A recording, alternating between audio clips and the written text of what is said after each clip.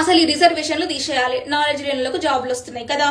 మన దేశంలో OBC population దాదాపు 45% నుంచి 50% కంటే ఎక్కువనే ఉంది.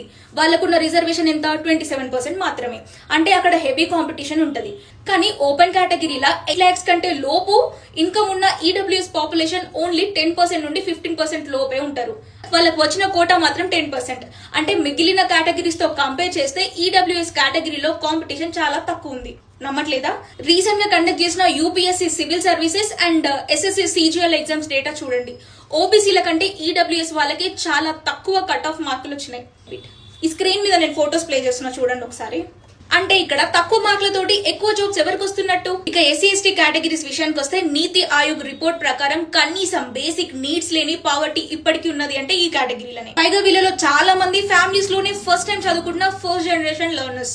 సిటీలలో ఉండి కార్పొరేట్ కోచింగ్ ఇంటర్నెట్ ఫెసిలిటీస్ ఉన్న స్టూడెంట్స్ తో ఎలాంటి బ్యాక్గ్రౌండ్ సపోర్ట్ లేని ఈ స్టూడెంట్స్ కి మనం ఎట్లా కంపేర్ చేస్తాం?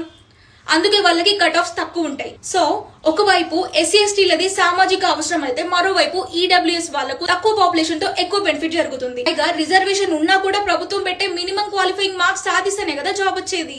అంతే తప్ప అస్సలకే నాలెడ్జ్ లేకపోతే జాబ్ ఎట్లొస్తుంది? ఒకవైపు ఎస్సీ ఎస్టీలకు సామాజిక ప్రాతినిధ్యం కోసం రిజర్వేషన్ అవసరం అయితే ఒకవైపు రేషియో ప్రకారం చూస్తే ఈడబ్ల్యూఎస్ వాళ్ళకి తక్కువ జనాభాతో ఎక్కువ బెనిఫిట్ అవుతుంది. అర్థమైందా? ఇప్పుడు చెప్పండి రిజర్వేషన్స్ గురించి.